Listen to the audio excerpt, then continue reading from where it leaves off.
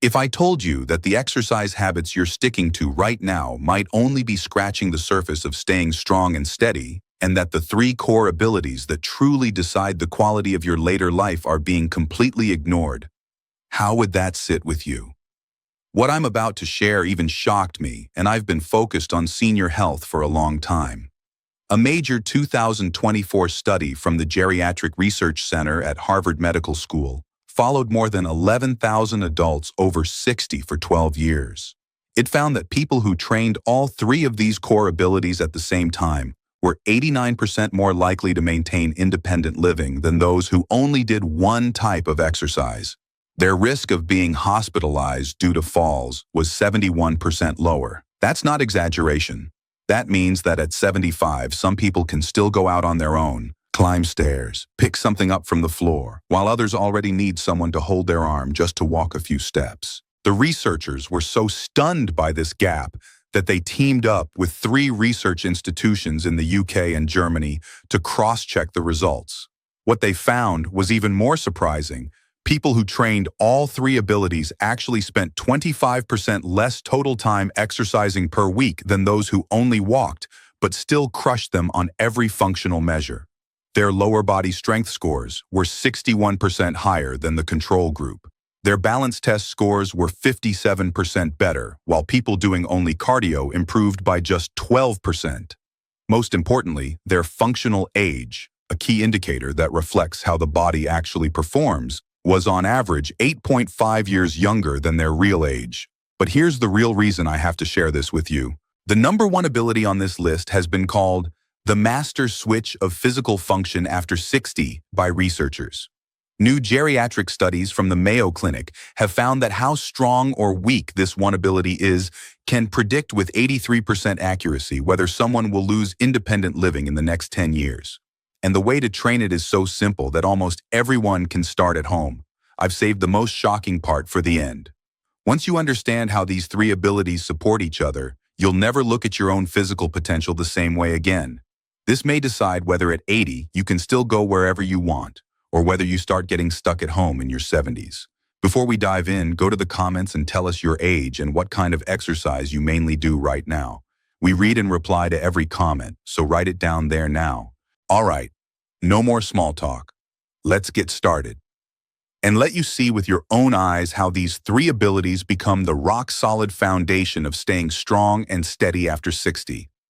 We'll start with the 3rd core ability, lower body strength.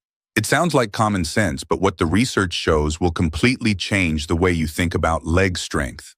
A 2023 study in the Journal of Geriatrics and Gerontology found that after 60, lower body strength is the single strongest predictor of all-cause mortality.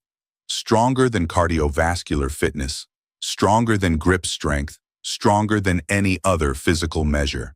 For every 10% drop in lower body strength, the risk of dying in the next 5 years goes up by 14%, and the chance of entering a nursing home goes up by 21%. The logic behind those numbers is simple. Your legs are the foundation of your whole body. Without enough leg strength, you can't stand steadily, you can't walk far, you can't climb stairs, and you can't get up from a chair. Once those basic abilities are gone, your radius of life shrinks dramatically, and other systems in your body start to fall apart like a row of dominoes. What's really scary is the speed of decline. Studies show that after 60, if you don't do specific strength training, your leg muscles shrink by about 3 to 5% per year. That means by 70, you might already have lost 30 to 50% of your leg muscle mass. And it doesn't happen in one dramatic moment. You won't suddenly wake up one day thinking my legs are gone. It usually hits you in one of those moments when you really need strength. Getting up from a low couch, walking up a steep hill, stepping out of the way of an obstacle, and you suddenly realize your body just doesn't respond like it used to. The best exercise, the chair squat. This move is the number 1 exercise for leg strength because it perfectly mimics one of the most frequent and critical daily movements, sitting down and standing up. Studies show that being able to stand up from a standard chair without using your hands is the gold standard for assessing independence in older adults. Here's how to do it properly. Take a stable chair and stand in front of it, facing away, with your feet hip-width apart. Raise your arms straight out in front of you to help your balance. To begin the movement, push your hips back first, as if you're reaching your butt toward the chair behind you. Then slowly lower yourself down. Take 3 seconds to descend until your hips just lightly touch the chair. Just a tap. Don't relax and sit down. Keep your muscles engaged and immediately push through your heels to stand back up, taking about 2 seconds to return to standing. At the top, squeeze your glutes. The key is hip-driven, not knee-driven. Many people let their knees drive forward over their toes as they squat, which puts a lot of stress on the knees. The right feeling is that your hips are moving back as if sitting down, and your knees just bend naturally, not lunging forward. Another common mistake is leaning the chest too far forward. Try to keep your chest facing forward and your spine in a neutral position. Do 8 to 12 reps per set, 2 to 3 sets, 3 to 4 times a week. A study from Duke University found that adults over 65 who followed this plan for 12 weeks reduced their sit-to-stand time by 41%. Their lower body power increased by 48%, and their walking speed went up by 0.18 meters per second. The researchers pointed out that improvements in walking speed are hugely meaningful in geriatric medicine. That amount of increase is enough to move someone down an entire risk category for falls. Even more encouraging, hip bone density scans showed an average increase of 4.2%. That's like reversing more than 4 years of normal bone loss. The researchers believe the vertical loading produced by chair squats is exactly the kind of stimulus bones need to grow stronger. Progressions. When you can easily do 15 standard chair squats, switch to a lower stool to increase the difficulty. After that, you can hold a light weight like 2 water bottles or a thick book. The long-term goal is to be able to do freestanding squats without needing the chair as a reference. Studies show that older adults who follow this progression improve their leg strength 67% more than those who stay at the basic level forever. Now we move on to the second core ability, just as important as leg strength, but even more neglected.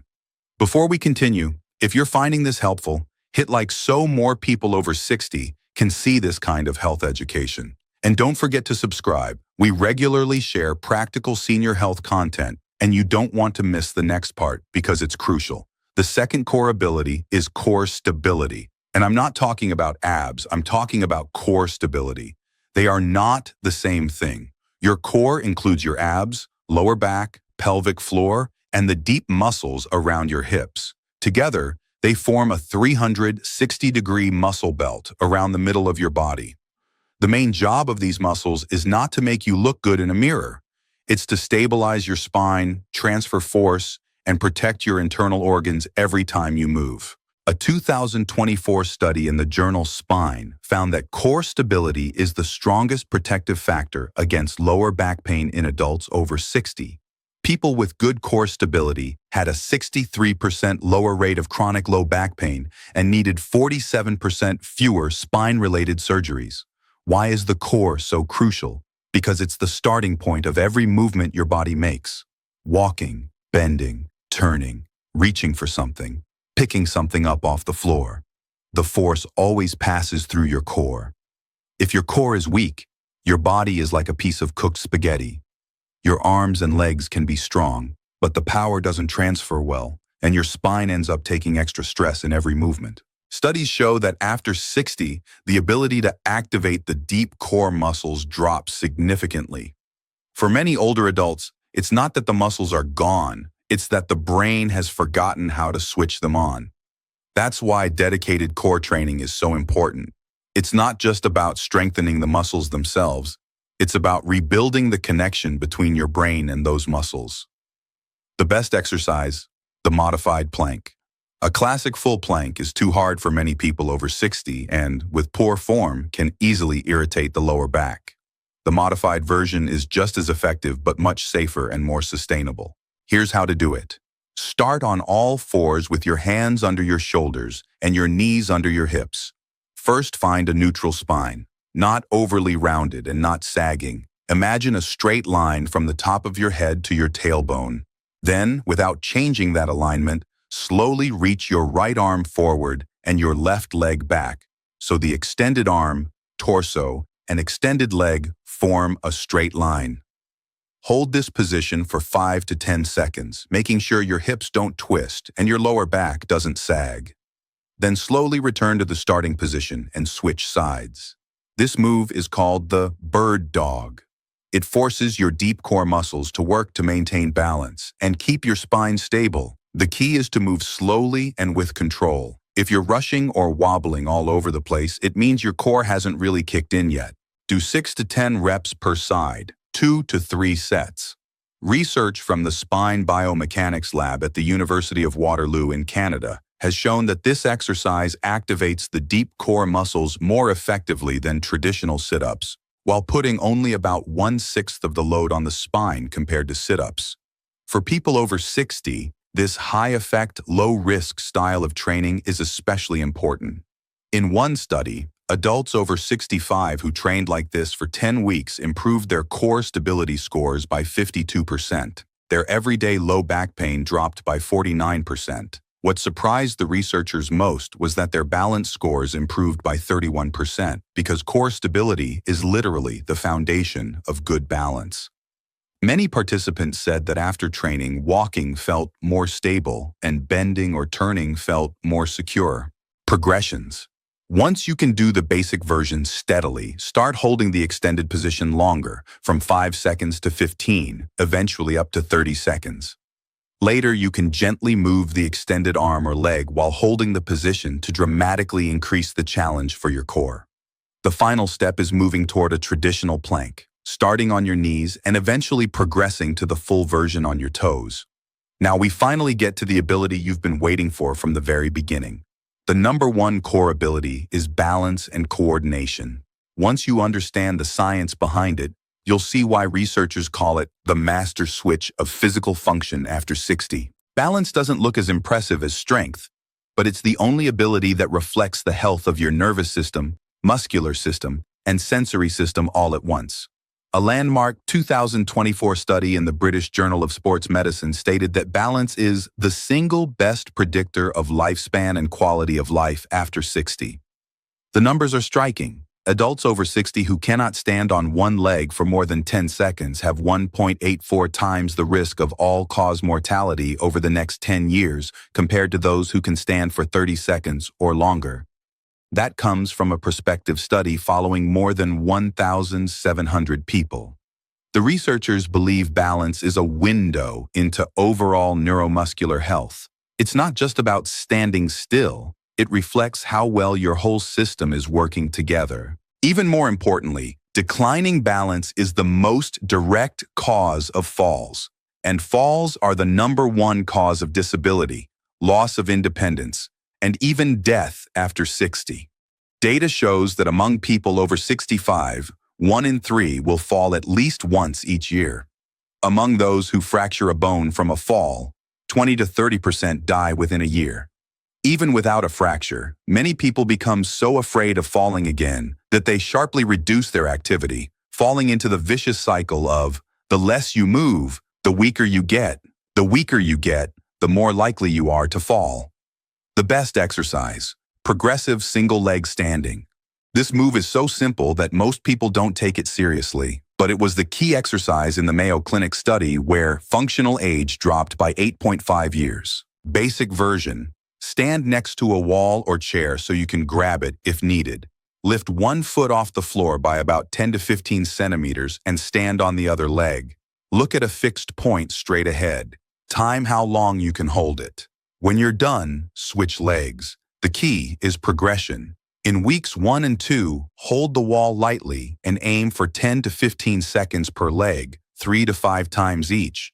In weeks 3 and 4, try not holding the wall and extend the time to 20 to 30 seconds. In weeks 5 and 6, add movement. For example, turn your head slowly left and right while balancing, or gently swing your arms. In weeks 7 and 8, try doing the exercise with your eyes closed. That's a top-level challenge that forces your proprioceptive system to work much harder. University College London followed 800 adults over 60 for 5 years. Those who did progressive single-leg standing every day improved their balance test scores by 67%. Their fall rate dropped by 54%. The surprising part, Their cognitive test scores also improved by 19%. The mechanism behind this is really encouraging. When you stand on one leg, your brain must rapidly integrate signals from your eyes, inner ear, and receptors in your feet and joints. This high-intensity neural activity stimulates the brain to create new connections. fMRI scans have shown that older adults who regularly do balance training have measurable growth in brain regions responsible for movement control and spatial awareness. In other words, at an age when most people are losing brain cells, their brains are actually growing new tissue. Advanced tips. While you're balancing, deliberately pay attention to the contact between your foot and the floor. Notice how your foot makes tiny adjustments to keep you stable. Training this kind of body awareness strengthens the communication between your brain and your limbs.